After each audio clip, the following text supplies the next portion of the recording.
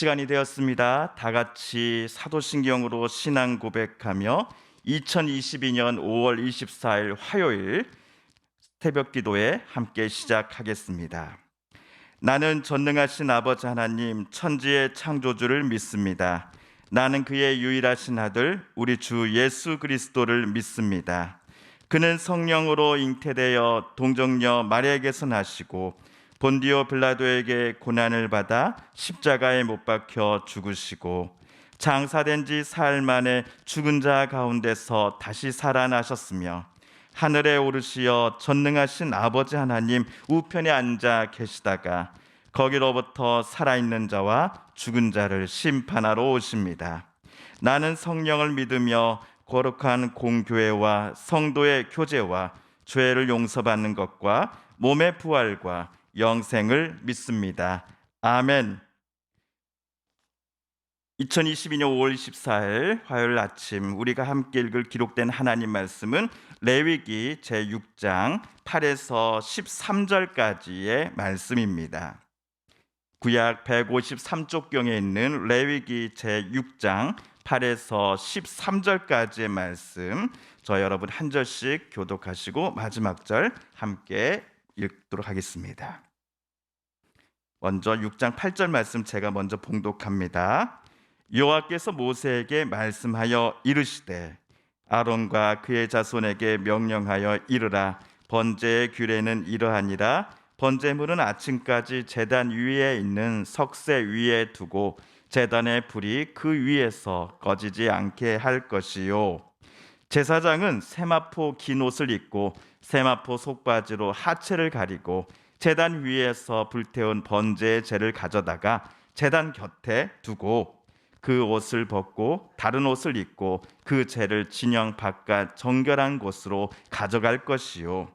제단 위에 불은 항상 피워 꺼지지 않게 할지니 제사장은 아침마다 나무를 그 위에서 태우고 번제물을 그 위에 버려놓고 화목제의 기름을 그 위에서 불사를 찌며 불은 끊임없이 제단 위에 피워 꺼지지 않게 할지니라.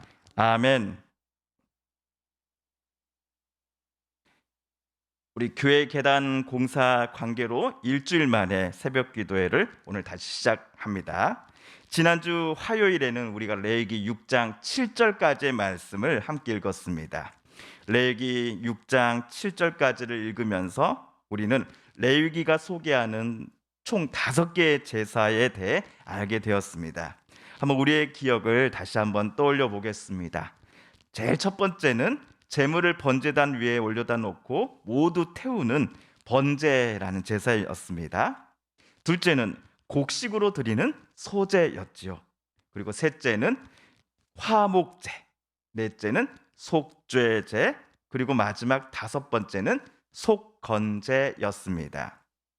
자, 이 중에서 제 4번째 속죄제 그리고 제 5번째 속건제는 이름도 그렇지만 서로 비슷한 것처럼 보입니다. 그러나 마지막 속건제는 번제물로 바칠 순염소에 더하여 5분의 1의 보상이 포함되어 있습니다. 예를 들어 여호와께 신실하지 못하여서 이웃과의 그 관계에서 발생한 재산상의 문제와 관련하여, 즉 맡긴 물건을 속인다거나 도둑질했다거나 착취한 것이나 잃은 물건을 준 것에 대하여 누군가가 용서함을 받고자 한다면 우선 물건을 원 주인에게 돌려보내줘야 합니다. 그리고 그 물건의 가치에 5분의 1을 더하여서 계산하여서 또 보내줘야 합니다. 보상금으로 말이죠.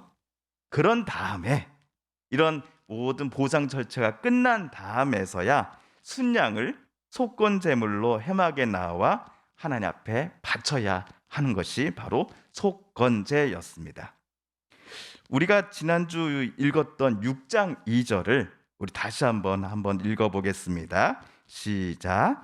누구든지 여호와께 신실하지 못하여 범죄하되 곧 이웃이 맡긴 물건이나 전당물을 속이거나 도둑질하거나 착취하고도 사실을 부인하거나, 남의 물건을 제대로 관리하지 않았거나 또는 훔쳤거나 습득했으면서도 되돌려 주지 않는 일들을 가리켜 성경은 여호와께 신실하지 못함으로써 발생하는 범죄다라고 규정했습니다.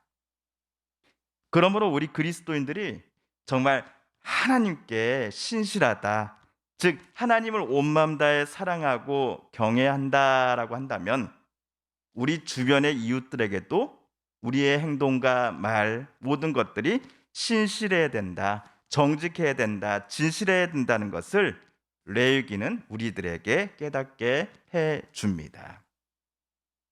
자, 한편 오늘 레위기 6장 8절부터 또 7장 38절까지는요.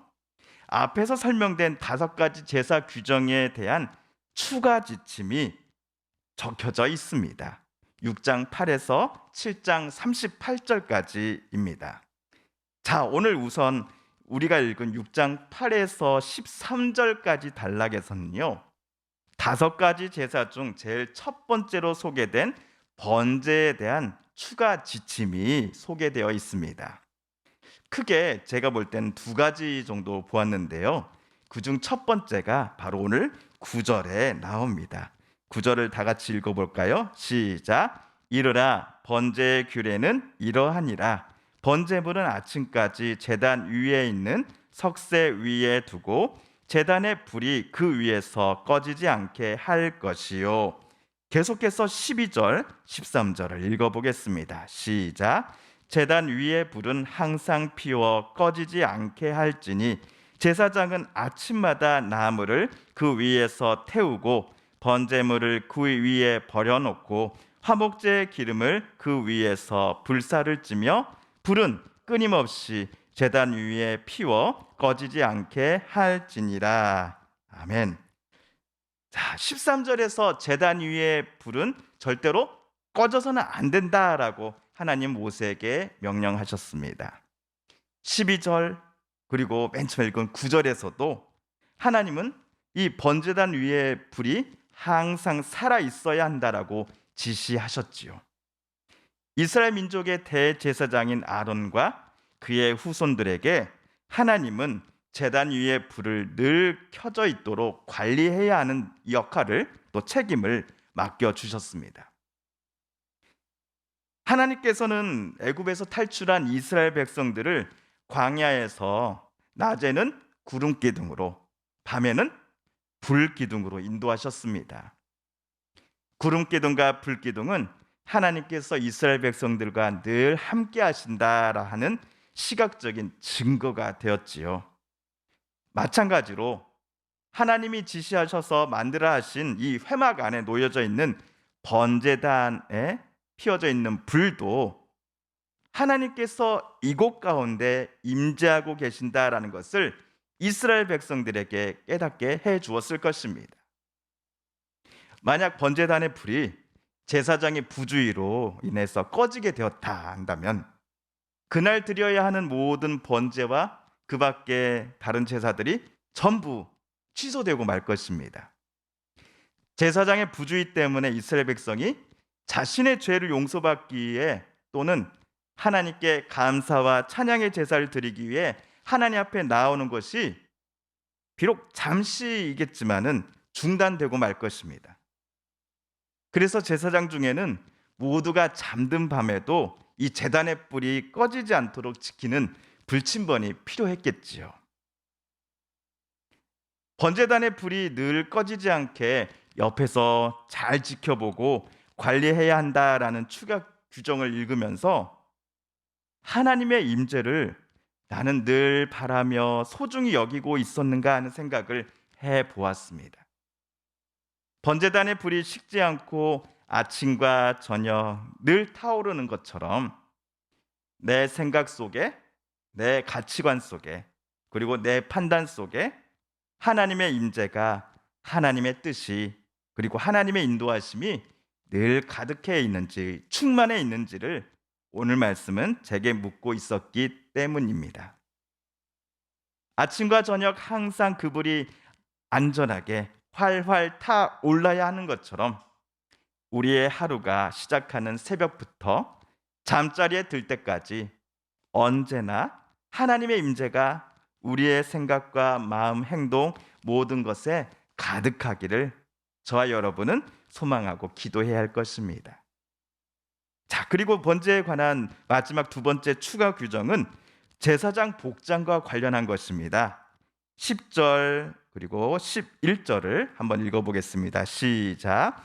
제사장은 세마포 긴 옷을 입고 세마포 속바지로 하체를 가리고 제단 위에서 불태운 번제의 재를 가져다가 제단 곁에 두고 그 옷을 벗고 다른 옷을 입고 그 재를 진영 바깥 정결한 곳으로 가져갈 것이요. 아멘. 번제단은 좀 높이가 좀 있어서요, 계단이 없는 대신 경사로를 제사장들이 이용했다 합니다. 제사장들은 경사로를 이용해서 제단 꼭대기에 재가 되도록 하루 종일 다 이제 타고 남은 이 잿더미들, 재물과 나무 장작 더미들 속에서 이제 생겨난 잿더미들을 이제 그 번제단 거기서 꺼내다가 제단 아래로 옮겨 놓아야만 했습니다. 자, 뭐 쉽게 말해서 번제단을 청소하는 일인 것이죠. 그래야 그 다음에 또 새로운 번제물을 또 올려놓을 수 있을 테니까요.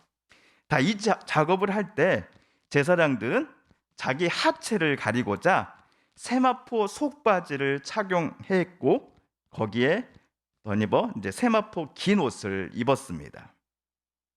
자, 이 청소 작업이 모두 끝나면 제사장들은 옷을 다른 것으로 갈아입고서는 제단에서 방금 꺼내왔던 그 모든 재들을 진영 바깥 또 하나님이 지정하신 정결한 곳으로 가져다가 거기다가 버렸습니다.